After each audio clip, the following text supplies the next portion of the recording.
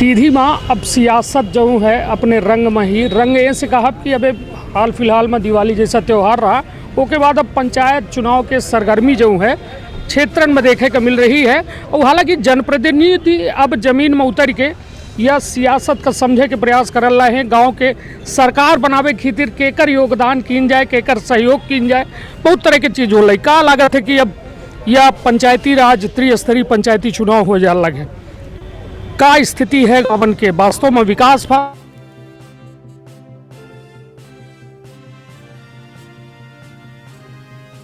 राज संस्थाओं के माध्यम से प्रत्येक दिन ग्रामों में विकास हुआ है। और कहीं न कहीं ये भी हम कहना चाहेंगे कि विकास के साथ साथ जैसा होना चाहिए था वैसा सुनियोजित नहीं हुआ है। अव्यवस्थाएं भी रही हैं, राशि का दुरुपयोग भी हुआ है। पर मुझे भी 15 महीने का काम करने का अवसर मिला था। हमने सुधार की दिशा में बहुत सारे प्रयास भी किए थे। हमने पंचायती राज संस्थाओं को मजबूतीकरण के लिए प्रयास किया था। सुदूर सड़क है, कई हमारी सरकारी जो संस्थाएँ हैं जहाँ बाउंड्री वाल वगैरह नहीं थी, हमने मनरेगा से प्रोविज़न किया। कई जगह बहुत बढ़िया काम भी हुआ है। तो काम करने का, गौशालाएँ बनाने का काम किया, बहुत सारे काम मनरेगा के माध्यम से पंचायतों को काम करने का गौशाला का दिया, जो काफ़ी बड़ा यूनिट था बनाने के लिए। तो काम करने के लिए तो बहुत सारी संभावनाएं हैं पंचायतों में, पर जिस तरह से करना चाहिए वो कहीं ना कहीं सरकार की मंशा में कमजोरी लगती है। ये अच्छी बात नहीं है। भैया जैसा आप पहले नहीं कह रहे हैं कि कांग्रेस में 1 रुपया भेजागा तो नीचे पहुँचत 5 पैसा पहुँचत है, 25 पैसा तो कम का सब नहीं आता। तो का लागत है वर्तमान में कितना पहुँच रहा है? देखिए 1 रुपया चलत है तो का पहुँचत है? देखिए आजकल जो है ना ऑनलाइन हो गया है, हितग्राही के खाते में सीधे राशि जाती है। कई जगह उसके बाद भी गड़बड़ी कर रहे हैं, तो काफ़ी सुधार हुआ है। और ये काम कांग्रेस की सरकार में ही शुरू हो गया था। यूपीए गवर्नमेंट ने इस दिशा में काफ़ी पहल किया था और इसमें सुधार हुआ है। पर और सुधार करने की आवश्यकता है कि जो राशि जिसके लिए आती है उसको सीधे मिले और इसका सही ढंग से क्रियान्वयन हो। इसमें सतत निगरानी होनी चाहिए और अधिकारी कर्मचारियों को भी ध्यान रखना चाहिए और इसका लगातार निरीक्षण करना चाहिए, गांवों में विजिट करना चाहिए। थोड़ा इसका अभाव दिखाई देता है। भैया बात वह सियासत के सीधी में यदि कहा जाए, सीधी में 3 बड़े बड़े मंत्री के कार्यक्रम बना। कांग्रेस के दौर में तो अपना खुद मंत्री रहे न, सीधी का काफ़ी जो सुविधा रही वो मिलत रही। किंतु भाजपा के शासनकाल में बाहर के मंत्री हैं और 3 थे दौरा बना थे, मुख्यमंत्री के दौरा बना थे, केंद्रीय मंत्री के बना थे, प्रभारी मंत्री के कल 2 बे मतलब अभी तक के दौरा बन रहा है, किंतु अभी तक वो पहुँच नहीं पाई है। का लागत है सीधी में बड़े नेतन के दूरी के वजह का है? देखिए सीधी में दुर्भाग्य है और जनता को गुमराह करने के लिए यहाँ के जो भारतीय जनता पार्टी के जनप्रतिनिधि हैं, भारतीय जनता पार्टी के नेता हैं, चुनाव जीतने में तो सफल हो गए, पर सीधी को जो विकास मिलना चाहिए इतने वर्षों में, वो विकास की गति देने में यहाँ के जनप्रतिनिधि, भारतीय जनता पार्टी के जो चुने हुए जनप्रतिनिधि हैं, वो पूरी तरह से फेल रहे हैं। बातें बड़ी बड़ी करते हैं, पर सच्चाई तो ये है कि धरातल में जिस तरह से विकास होना चाहिए वो हमारे यहाँ नहीं हुआ है। और आपस में जिस तरह से गुटबाजी और लड़ाई का दौर चल रहा है, इससे कहीं न कहीं यहाँ की जनता को नुकसान हो रहा है, यहाँ की जनता परेशान हो रही है। हमें इस बात को ध्यान रखना चाहिए, जनप्रतिनिधियों को भी ध्यान रखना चाहिए। ये आपसी लड़ाई कमरे के अंदर करिए, पर जनता को, अगर जनता ने चुन के भेजा है, आपको बहुमत दी है, तो जनता को उसका लाभ मिलना चाहिए, इस दिशा में काम करना चाहिए। तो उसका अभाव नज़र आता है। नहीं तो ये बे दौरा जो रद्द हो रहा है, एक का लागत है अपना का वजह का ही वजह है कि कहो मंच में लड़ाई झगड़ा हो जाए।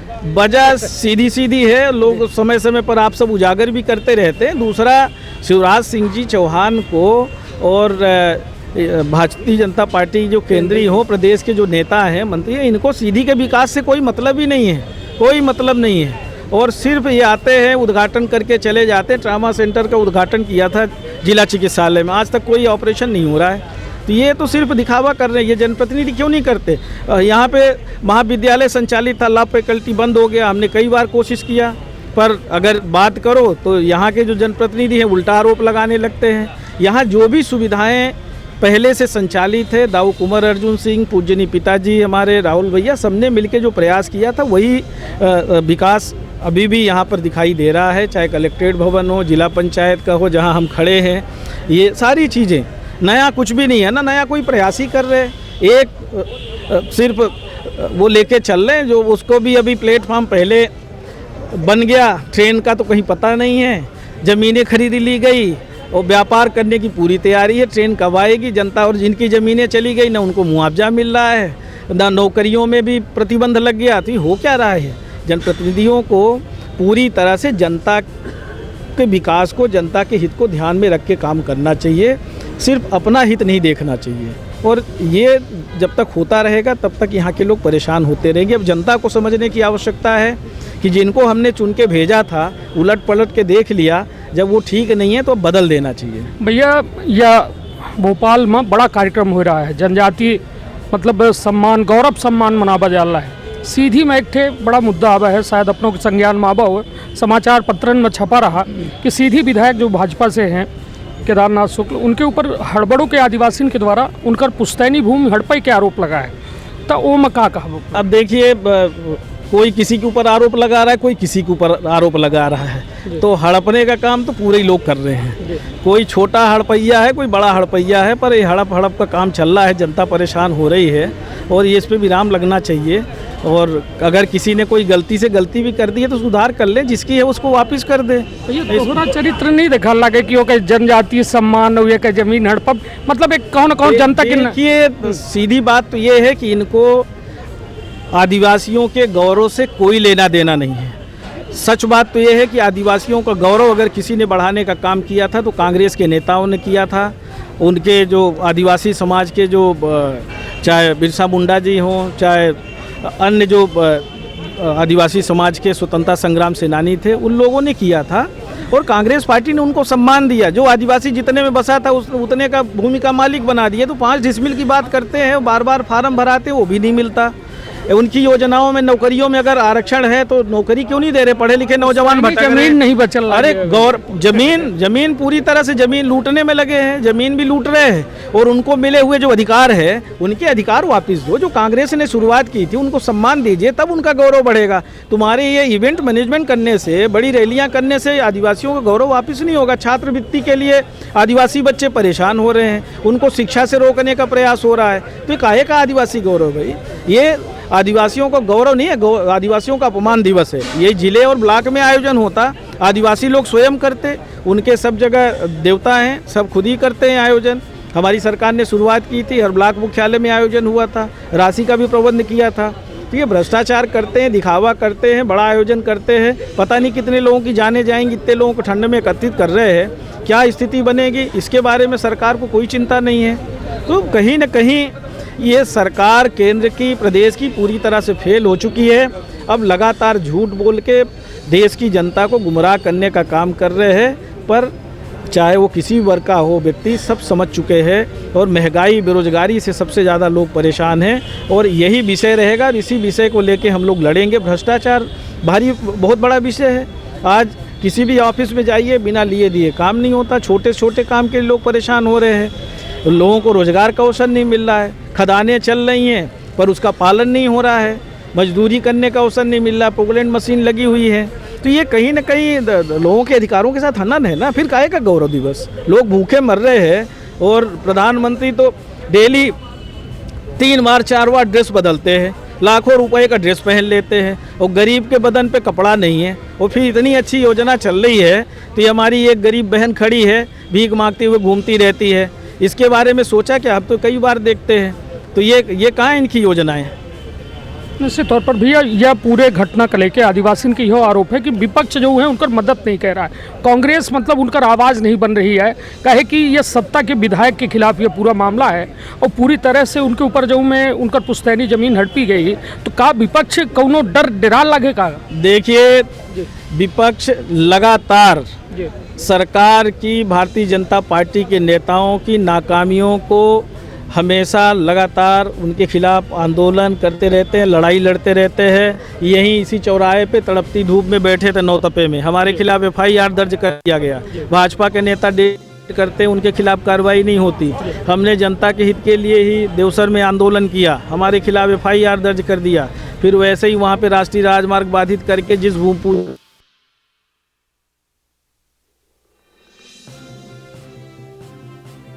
रहते हैं, लड़ेंगे। और विपक्ष का जो काम है, विपक्ष की विधायक की हैसियत से लगातार जहां भी कोई किसी विधायक का भी हो, सरकार का भी से, हम लोग जगाने का काम करते हैं। और कोई भी गलत अगर कर रहा है, चाहे भाजपा का जिलाध्यक्ष हो, चाहे विधायक हो, उसके खिलाफ हम लोग लड़ाई लड़ेंगे। चाहे सांसद हो, गरीबों के साथ अगर कोई अन्याय करेगा तो कांग्रेस पार्टी के कार्यकर्ता, नेता पूरी तरह से सजगता से उसके साथ खड़े मिलेंगे। रैगांव के रण का शंखनाद माना जाए या चुनावी?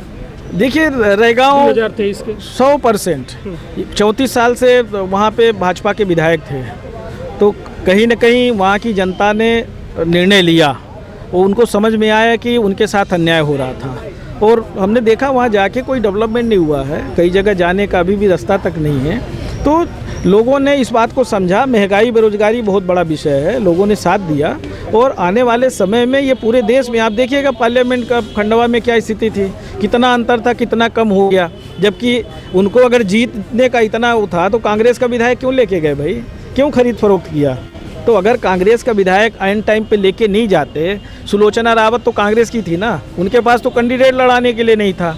तो कहीं न कहीं भाजपा में के अंदर खलबली है, और भाजपा कांग्रेस मुक्त करना चाह रही थी। एक दिन ऐसा होगा कि वो कांग्रेस युक्त हो जाएगी, क्योंकि इतने सारे कांग्रेसियों को ले लिया है और भाजपा के लोग बाहर हो जाएंगे, ये स्थिति निर्मित हो रही है। तो भाजपा अपने जो मूल सिद्धांत, जो विचारधारा थी, वो समय समय पर बदलती रहती है। कुछ भी बोलते हैं, इनका कोई ईमान धर्म नहीं है। पृथ्वीपुर में भैया अब सभा रही भाजपा के प्रदेश अध्यक्ष कहीं कि कमलनाथ जी के द्वारा रैगांव में कहा गया कि बाकी जगह के तो बिक गए जनता, मगर यहाँ के रैगांव के नहीं बिकी। वो कल है कि उनके द्वारा ये ऐसा कहीं भी कमलनाथ जी ने नहीं बोला है। ये भारतीय जनता पार्टी के प्रदेश अध्यक्ष, मुख्यमंत्री जी लगातार जनता को गुमराह करने का काम कर रहे हैं। कहीं भी ऐसा नहीं बोला है।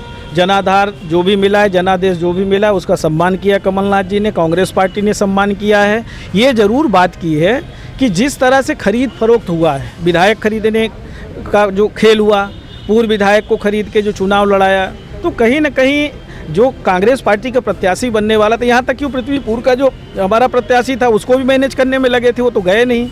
उनके पूरे परिवार को नज़रबंद कर दिया था। प्रत्याशी 7 बजे के बाद घूम नहीं सकते थे। तो कहीं ना कहीं अत्याचार हुआ ना, भाजपा के लोग गुंडागिर्दी करते रहे, घूमते रहे, और कांग्रेस के लोग कहीं जा नहीं पाए। तो ये कहीं ना कहीं पूरी तरह से लूट खसोट का हम कह सकते चुनाव था। सरकारी तंत्र का दुरुपयोग करके चुनाव जीता है। और मेन चुनाव आने दीजिए, जब फाइनल होगा आप देखिएगा, विधानसभा भी जीतेंगे, लोकसभा भी जीतेंगे, और इनकी सत्ता देश और प्रदेश से जाएगी। प्रदेश महामंत्री कहें कि यह जो बीएसपी नहीं रही फाइट में, ये वजह से वो चुनाव हारी गए। एक कौन नजरिए से देखिए सज्जन तिवारी के द्वारा कहा। देखिए किसने क्या कहा, ये अलग विषय है। और भारतीय जनता पार्टी तो हमेशा बी टीम सी टीम खड़ा करती है कांग्रेस को पराजित करने के लिए। पीछे से फाइनेंस भी करते हैं कि कांग्रेस का वोट कैसे कटे। तो ये उनकी साजिश थी, षड्यंत्र था। तो षड्यंत्र में कामयाब नहीं हो पाए, और वो भी अपनी जगह ठीक है। जो अगर कहा है, सच्चाई तो है कि वो ये लोग तो यही चाहते हैं कि कांग्रेस का जो वोट बैंक वो विभाजित हो जाए और जीत जाए। पर अब जनता समझ रही है, जनता समझ रही है, कोई ए बी टीम नहीं चलेगी, अब सिर्फ कांग्रेस चलेगी और कांग्रेस की सरकार बनेगी। भैया एक बेहद बड़ा मामला, उस संवेदनशील मामला है। कंगना रणावत जो अभिनेत्री हैं, वो पद्मश्री मिला है उनका। कल उनका स्टेटमेंट आवत है कि आज़ादी 1947 में भीख के तौर पर मिली रही, 2014 में ओरिजिनल आज़ादी मिली है। अपना दिखे हो पढ़ो भाई। देखिए, ऐसे लोग भारत देश के संविधान को मानने वाले देश नहीं हैं। जिस देश को आज़ादी दिलाने वाले स्वतंत्रता संग्राम सेनानियों, वो लोग जिन्होंने अपने प्राण की आहुति दे दी, उनका अपमान करने का इन्होंने काम किया। इनको देश की जनता से माफ़ी मांगना चाहिए। इन्होंने करोड़ों लोगों का अपमान किया है, उन स्वतंत्रता संग्राम सेनानियों का, उन शहीदों का जो देश की आज़ादी के लिए अपने प्राण न्यौछावर कर दिए, सबका अपमान करने का काम किया है। 2014 में तो अब 7 साल में देख लीजिए क्या स्थिति हो रही है। 7-8 साल में तो गुलाम बना दिया। आज हमारी नौकरियां नहीं मिल रही है, महंगाई 4 गुना बढ़ गई, भ्रष्टाचार चरम सीमा पर है, देश की जो संपत्तियां थी, जो हमारे पूर्वजों ने तैयार की थी, उसको बेचने का अभियान चल रहा है।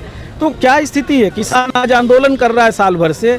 जिसको जितनी समझ है वो बोल रही हैं, उनको इतनी ही समझ है। उनको मोदी जी के अलावा और कोई दिखाई नहीं देता। मोदी जी का उनको भूत चढ़ा हुआ है, और भांटगिरी इतनी भी नहीं करना चाहिए, चम्मचगिरी इतनी भी नहीं करना चाहिए। हो सकता है कि उनको कोई आप अवार्ड चाहिए हो, इसलिए इस तरह की झूठी प्रशंसा कर रही हो। पद्मश्री तो मिली इनका, तो ये ऐसे लोगों को मिल रहा है, ये ऐसे लोगों को ही तो मिल रहा है इस सरकार में। और हो क्या रहा है, जो सही में काम कर रहे हैं, जो उसके काबिल है, उनको थोड़ी मिल रहा है। ये ऐसी महिला जो हमारे देश के स्वतंत्रता संग्राम सेनानियों का अपमान कर रही हो, जो हमारे जो शहीद हुए देश को आज़ादी दिलाने के लिए, जिन्होंने हमें एक संविधान बना के दिया, जिसकी वजह से आज वो बोल पा रही हैं, आज ये उनका अपमान नहीं है। उनको तो माफ़ी मांगना चाहिए देश की जनता को से, और देश में ऐसे लोगों को रहने की जगह नहीं होनी चाहिए। निश्चित तौर पर हमारे साथ रहे विधायक पूर्व मंत्री कमलेश्वर पटेल जी, उनके द्वारा साफ गोई से हर बात के जवाब दीन गा और साफ तौर पर हर मुद्दे पर आपन गंभीर राय दीन गए। आपने बहुत ख्याल रखब, अपने परिवार के बहुत ख्याल रखब। धन्यवाद, प्रणाम।